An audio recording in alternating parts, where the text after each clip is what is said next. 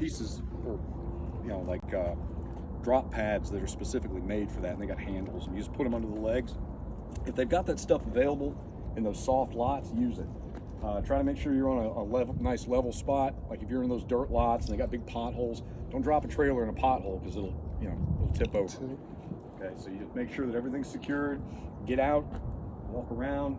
Make sure you're where you want to be. Make sure you know what's going on around the trailer, and then start with the landing legs. So I'll start with the landing legs. I'll usually come up there. I'll pull the release handle on the fifth wheel, and then I'll disconnect my lines.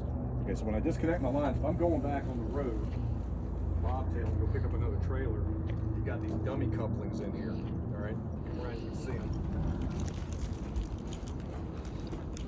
And it's just nothing but a piece of plastic right there, okay? And you disconnect from here, and you hook your lines into that, and your electrical cable right there, and it keeps it from falling down here on the catwalk or getting wound up in your drive shaft down here. So when I get done, I'm gonna put them up in there like as if I'm driving away on the road, all right? That is the best place to store them. If you don't have those, then find some good place to, or maybe strap them down to the catwalk or something like that.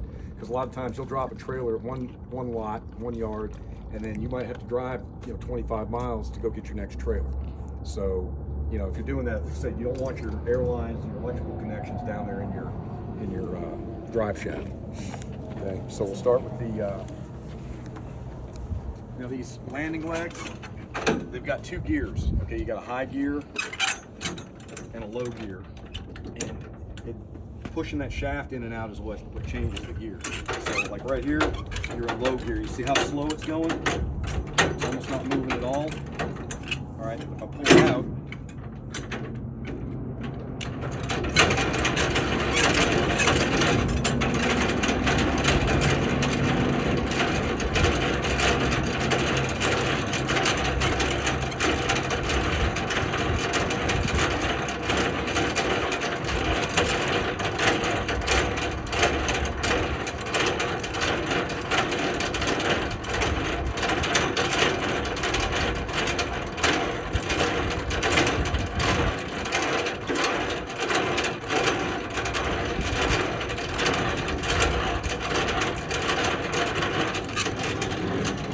on the ground. Now if I had a lot of weight in here, that's when I'd use that low gear. I'd push it in on low gear, and I'd give it a few more turns in low gear to kind of settle it down into the ground a little bit more, okay?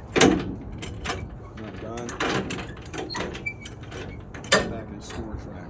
Okay, so now I come over here, fifth wheel release. Now, if you go to pull that fifth wheel release and it's not moving, it's just not budging, because like I pulled this trailer in forward, okay? So when I pull the brakes or set the brakes, I might have that, the tractor might be pulling the locking jaws against that kingpin. That's gonna make it really hard to open up. So if you feel like it's not moving, just get into the truck, start it up, put it in reverse, like release the brake, tractor brake, put it in reverse, back up against that kingpin a little bit, and then set the brake again. All right, and that'll take that pressure off that jaw, and then you'll be able to undo it. So you just grab the handle, pull it out, and it should stay, okay? So you pull it out, it should lock out into place and stay there. If it doesn't, then you're not disconnected yet, okay? So you've got to pull it out and get it to where it locks firmly, and then those jaws are open. So if I come back in here and look, okay, my jaw's no longer on my kingpin, okay? It's retracted, it's unlocked. So if you want to get on there and take a look, if y'all inspected the fifth wheel, you know what you're looking for, that jaw lock across there. Oh, yeah. Yeah, now it's not there anymore. Okay. All right, so I got my legs down, firmly planted on the ground in a safe spot. I've got my fifth wheel locking lever disconnected. Come over here and take my lines out, put them up in my dummy coupling.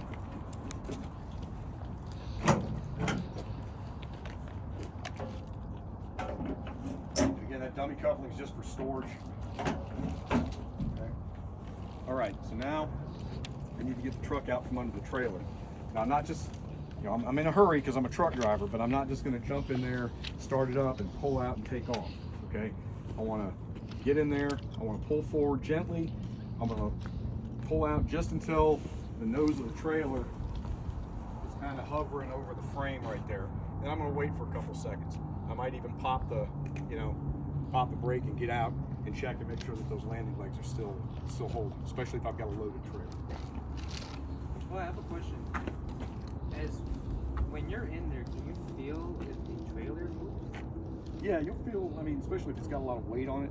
Yeah, and that's why I said you want to make sure you've got those landing legs firmly on the ground, because some trailers have airbags. You can lower the airbags. If this has airbags, I'll lower them, and then I'll pull out. And when I'm lowering those airbags, that's letting that trailer gently settle onto the legs. Okay, if it doesn't have airbags, you want to make sure you've given it a couple good turns, so when you pull out, it doesn't, drop significantly, and that can cause those legs to fail. Okay, especially when you got a lot of weight.